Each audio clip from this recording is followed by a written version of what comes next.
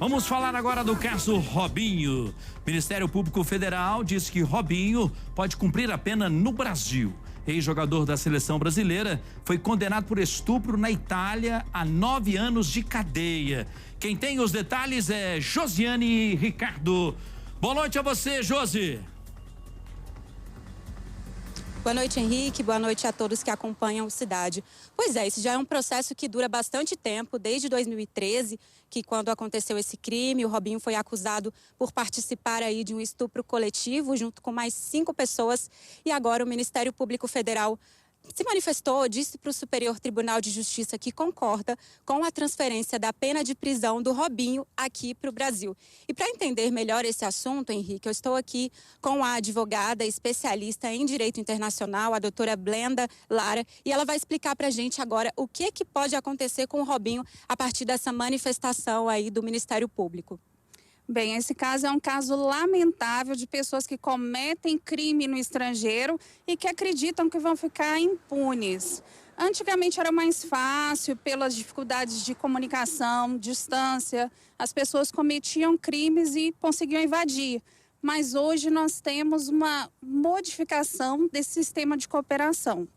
Ele realmente não podia ser extraditado, porque o que é uma extradição? É um processo por meio do qual uma pessoa é entregue para uma jurisdição que é competente para julgar e punir aquela pessoa que cometeu o crime. E o Brasil, como outros países também, não extradita nacionais, como uma medida de proteção, por exemplo, de um julgamento que não siga o devido processo legal. Nesse caso em específico, a Itália fez primeiro um pedido de extradição, que não foi possível, exatamente pela proibição constitucional, e agora ela faz um novo pedido de homologação desse cumprimento de pena aqui no âmbito do Superior Tribunal de Justiça. E agora é haver o desenrolar.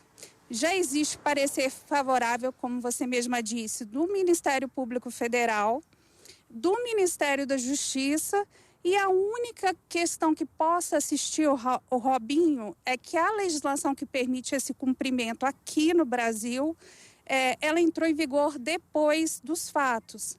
Ela entrou em vigor em 2017. Entendi. Henrique, você gostaria de fazer alguma pergunta aqui para a doutora? Eu queria. Ô, Blenda, por favor, para que todo mundo, eu acho que a pergunta que está todo mundo se fazendo nesse momento, depois dessa notícia, é que se o Robinho pode ser preso a qualquer momento aqui no Brasil. Pode ou não pode? Bem, há parecer favorável e o Ministério Público foi nesse sentido. Realmente existe uma forte possibilidade. Se ele achou que ficaria aqui no Brasil impune, né? Porque exatamente existe um princípio aí dentro da extradição de que ou você concede a extradição ou você julga. Porque senão ficaria muito fácil a pessoa ficar impune. Nesse caso específico, vai depender do escritório que o defende utilizar algum subterfúgio para conseguir atrasar. Mas por toda a comoção referente ao crime, por toda a evolução que nós temos para a proteção da mulher, eu já entendo que existe um movimento para que haja o justo cumprimento dessa pena. Uma vez que ele se defendeu, houve o devido processo legal, os fatos foram provados e ele tem muito poucos elementos para usar em seu favor para poder adiar o que parece ser inevitável. Blenda, me parece que foi passado 4 endereços para a Justiça, 4 endereços onde o Robinho pode ser localizado. Então, se ele for localizado a qualquer momento num desses 4 endereços, né, ele imediatamente é trazido para Brasília e pode ser preso, é isso?